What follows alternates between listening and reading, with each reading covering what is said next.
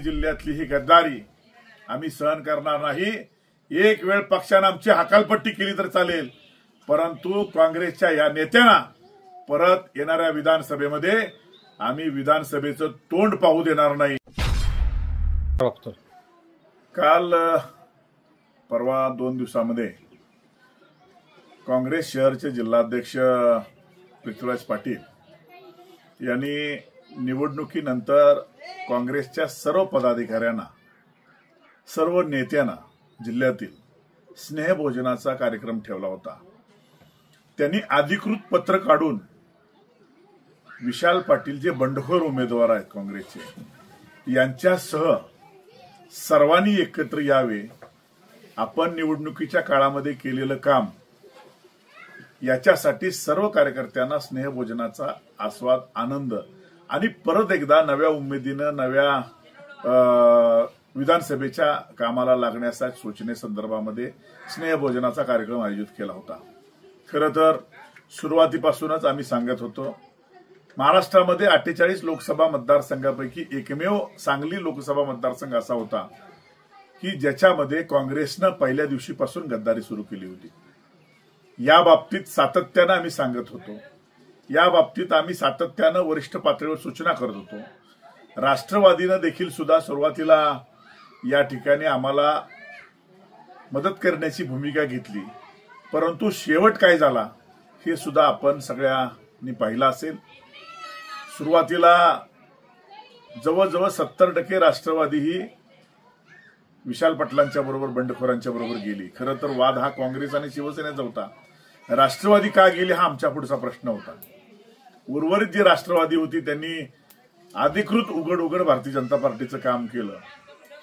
काल घेतलेलं स्नेहभोजन हे काँग्रेसच्या जिल्हाध्यक्षांनी घेतलं, याचाच अर्थ असा की अधिकृत गद्दारी केलेल्याचा पुरावा हा त्यांनी या ठिकाणी दिलेला आहे। म्हणून आमची काँग्रेसच्या पक्षश्रेष्ठींच्याकडे मागणी आहे की पहिल्यांदा काँग्रेसचे जिल्हाध्यक्ष पृथ्वीराज पाटील यांची पक्षातून हकालपट्टी करावी।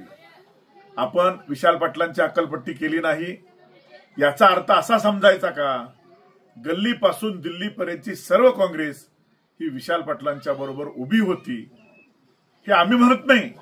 तुमचा जिल्हाध्यक्ष अधिकृत पुरावा सगळ्यांना एकत्रित स्नेहभोजन देऊन आणि या स्नेहभोजनाला भेट द्यायला विशाल पाटील येत आहेत, याचाच अर्थ असा की आपण महाराष्ट्रामध्ये सांगली जिल्ह्यामध्ये लोकसभेला अधिकृत गद्दारी केली आहे याचा पुरावा देत आहे। आणि म्हणून काँग्रेसनं खऱ्या अर्थानं जर येणाऱ्या काळामध्ये महाविकास आघाडीला सांगली जिल्ह्यामध्ये महाविकास आघाडी म्हणून पाहायचं असेल तर आपण तातडीनं विशाल पाटील आणि पृथ्वीराज पाटील यांच्यावर पक्ष हकालपट्टीची कारवाई करावी, अन्यथा सांगली जिल्ह्यामध्ये परत महाविकास आघाडी होणार नाही। आमच्या पक्षाच्या श्रेष्ठींना सुद्धा आम्ही सांगितले की आपण महाराष्ट्रामध्ये काही करा, परंतु सांगली जिल्ह्यातली ही गद्दारी आम्ही सहन करणार नाही।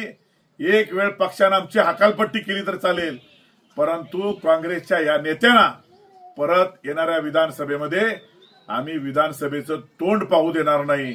हा मात्र विडा, ही मात्र शपथ आमच्या सर्व शिवसैनिकांनी सांगली जिल्ह्यातल्या घेतलेली आहे। महाविकास आघाडी का केली जाते हो? एकमेकाच्या पक्षाची एकमेकाला मदत व्हावी म्हणून। भांडण हे उमेदवारी मिळेपर्यंत असतं, पण एकदा उमेदवारी जर महाविकास आघाडीची जाहीर झाली तर मात्र या ठिकाणी भांडण आपलं संपलं पाहिजे। ते भांडण शेवटपर्यंत जिवंत ठेवण्याचं काम एकतर ग्रामीण जिल्हाध्यक्षांनी सांगितलं की तुमचे संजय राऊत, विलासराव जगतापांना जाऊन भेटले, आमचा त्यांचा पारंपरिक वाद आहे। तुमचा त्यांचा पारंपरिक वाद आहे, मग त्याच विलासराव जगतापनी तुमच्या बंडखोर उमेदवाराला पाठिंबा दिला आणि त्याचंच काम तुम्ही केलं, म्हणजे तुम्ही त्यांच्याबरोबर गेला तर चालतंय। आम्ही सदिच्छा भेट घ्यायला ज्यांनी स्वतःच्या पक्षाला भारतीय जनता पार्टीला विरोध केलाय त्या नेत्याला भेटायला गेलो, कारण त्याचा आपल्याला पाठिंबा मिळाला, त्याचं आपल्याला सहकार्य मिळालं तर आपला उमेदवार अधिक सक्षमतेने निवडून येऊ शकतो। यात गैर काय? तुम्ही तर अधिकृत त्यांच्याबरोबर गेला, अधिकृत व्यासपीठावर जरी गेला नसला तरी आपले 100% कार्यकर्ते हे विशाल पाटलांच्या प्रचारात होते, याचा पुरावा काल त्या ठिकाणी जिल्हाध्यक्षांनी दिलेला आहे। आणि म्हणून आमची मागणी आहे की पहिल्यांदा काँग्रेसच्या शहर जिल्हाध्यक्ष आणि ग्रामीण जिल्हाध्यक्षांची दोघांची पक्षातनं हकालपट्टी करावी, विशाल पाटलांची देखील पक्षातनं हकालपट्टी करावी, तर आम्ही समजू की काँग्रेस महाविकास आघाडीमध्ये सांगली जिल्ह्यामध्ये महाविकास आघाडीच्या उमेदवाराच्या पाठीशी आहे. नसेल तर इथून पुढे मात्र शिवसेनेकडून सांगली जिल्ह्यातल्या महाविकास आघाडीमध्ये मदतीची अपेक्षा करू नये, हा आमचा इशारा आहे.